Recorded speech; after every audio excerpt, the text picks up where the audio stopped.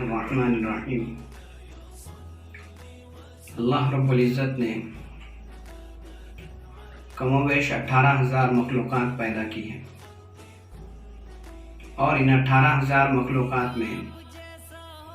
انسان کو اشرف المخلوقات کا لقب دیا ہے۔ اور انسان کے جسم کے اندر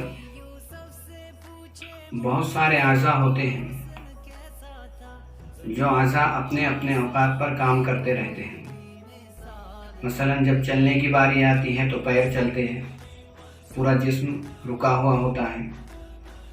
کچھ لینے کی باری آتی ہے، پکڑنے کی باری آتی ہے تو ہاتھ کام کرتے ہیں،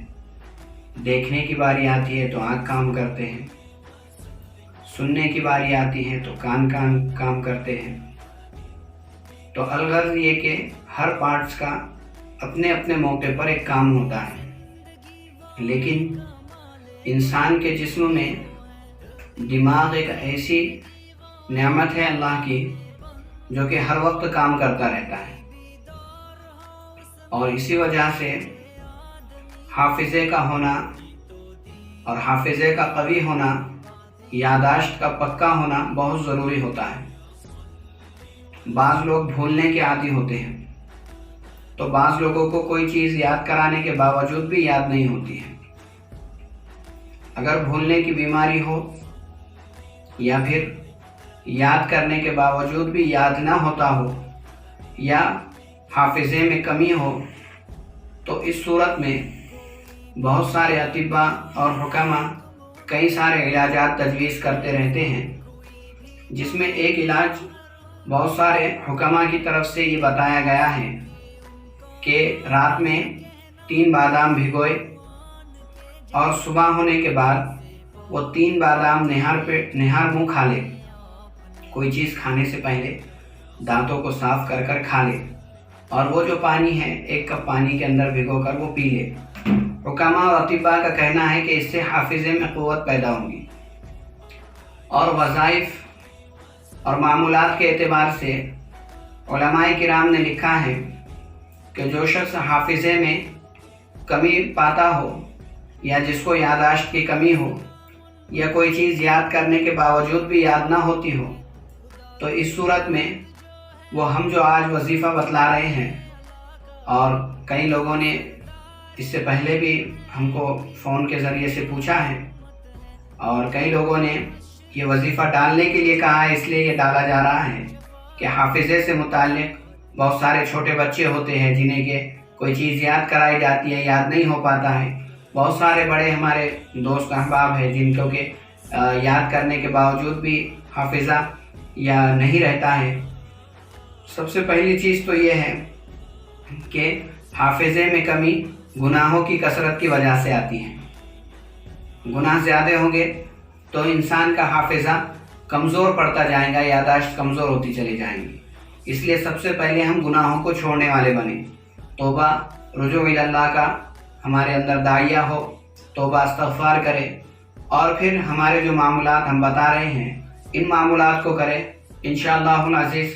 آپ کو کسی بھی قسم کا حافظے کی شکایت ہو، آپ کا حافظہ مضبوط ہوگا۔ آپ کو کرنا یہ ہے کہ ہر فرض نماز کے بعد 40 دن مسلسل یہ عمل کرنا ہے۔ 40 دن میں اگر فائدہ نہ ہو تو 4 مہینے یہ عمل کرنا ہے، اور 4 مہینے کے اس عمل کی برکت سے انشاءاللہ آپ کا حافظہ مضبوط ہو جائے گا۔ آپ کو کرنا یہ ہے کہ ہر فرض نماز کے بعد جب سلام پھیر لے، چاہے امام صاحب کے ساتھ فرض نماز باجماعت پڑھ رہے ہو یا پھر انفرادی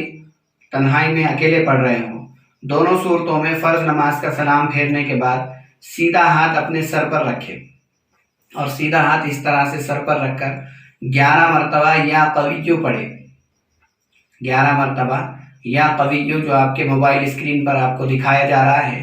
اس لفظ کا ورد کرے 11 مرتبہ۔